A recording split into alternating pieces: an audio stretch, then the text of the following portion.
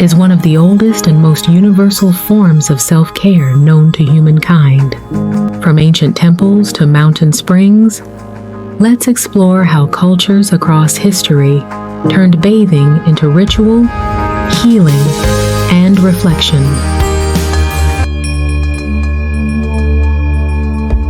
Way back in 2000 BC, the ancient Egyptians were already soaking in the benefits of hot tubs, using them for their healing and therapeutic properties.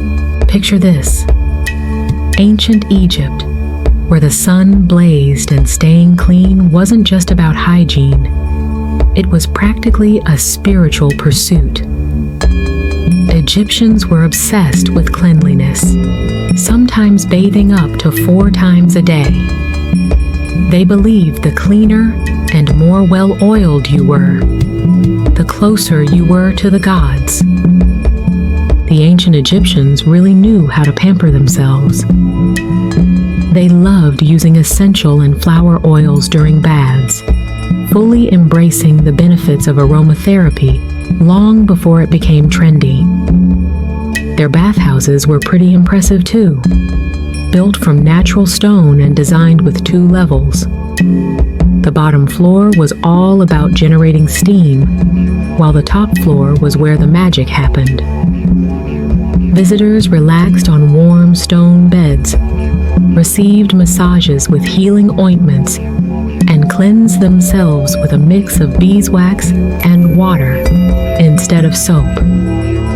Hot steam rose through an opening in the floor, keeping the space toasty, and any excess water was cleverly drained away into the city's sewer system. There was even a pool for contrast bathing, a gym for staying fit, and a room where people could get medical treatments. Basically, it was a wellness center centuries ahead of its time. You can't talk about Egyptian baths without bringing up Cleopatra.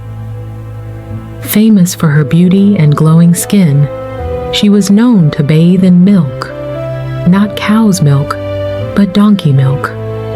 In fact, she reportedly kept around 700 lactating donkeys just to supply enough for her luxurious skincare routine.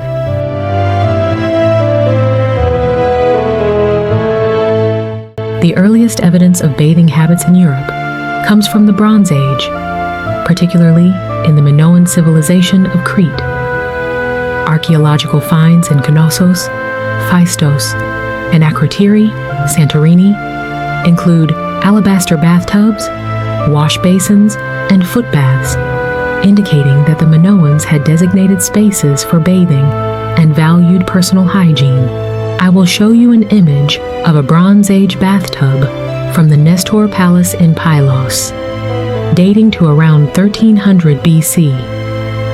It is a rare example of early bathing practices in ancient Greece, reflecting the value placed on personal hygiene and the ritual use of water, as also seen in the Minoan civilization.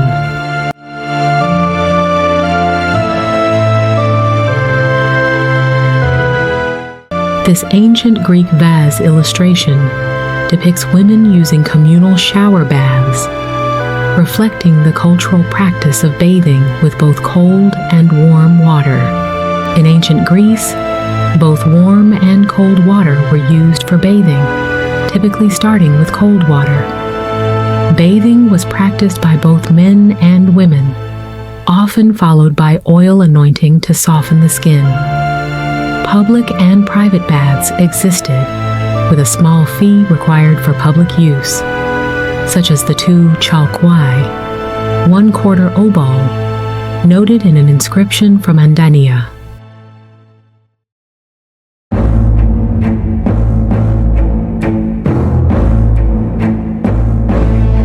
This mosaic from the Sabratha Roman Museum served as a public bath sign, featuring the Latin phrase salvum lavis, which translates to, "It is a healthful thing to have bathed," highlighting the Roman belief in the restorative and hygienic value of bathing.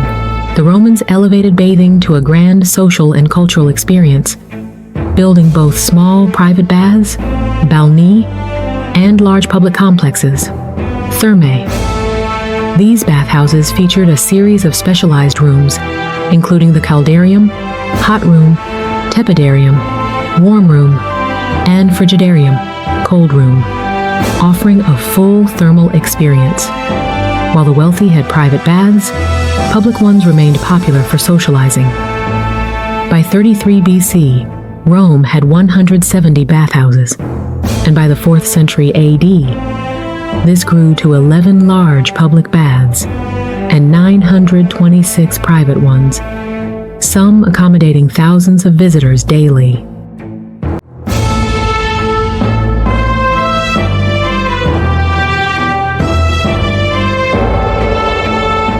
Ayurveda, the ancient Indian system of medicine, emphasizes holistic well-being by balancing mind, body, and spirit. Bathing is considered a vital daily ritual, not just for hygiene, but for promoting overall physical, mental, and spiritual health. Ayurveda originated during the Vedic period in ancient India and is rooted in key texts like the Karaka Samhita, Sushruta Samhita, and Ashtanga Hridaya. It centers on balancing the three doshas, Vata, Pitta, and Kapha, which represent different physical and mental traits.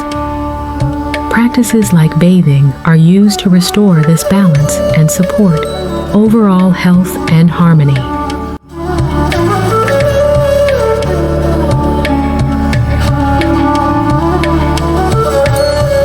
Abhyanga, oil massage. A self-massage using warm, herb-infused oils tailored to one's dosha. Abhyanga nourishes the skin, boosts circulation, detoxifies, and calms the mind. Snana, bathing. A sacred Ayurvedic cleansing ritual using natural herbs and powders like turmeric or neem to purify the body, rejuvenate the skin, and balance the doshas. Herbal baths. Baths infused with medicinal herbs specific to one's dosha, designed to detoxify, soothe, and revitalize both body and mind. Mugtan is a traditional Ayurvedic herbal paste made from flowers, herbs, and oils used to exfoliate, cleanse, and nourish the skin. Common ingredients include chickpea flour, turmeric, sandalwood, and milk. It improves skin texture, removes dead cells, and gives a natural glow. Swadhana is a steam therapy used to open pores, induce sweating, and eliminate toxins.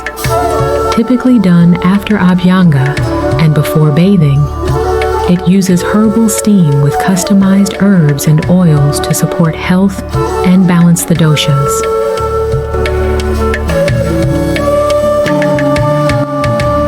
This pyramid illustrates key Ayurvedic wellness practices, starting from modern-day relevance at the base and building up through detoxification, panchakarma, rejuvenation, rasayana, and daily routines, dinacharya, that support holistic health and balance. Ayurvedic bathing rituals, rooted in ancient Indian wisdom, offer a holistic path to balance and well-being. Through practices like oil massage, herbal baths, and steam therapy, they nurture both body and mind, inviting a deeper connection to self-care and healing.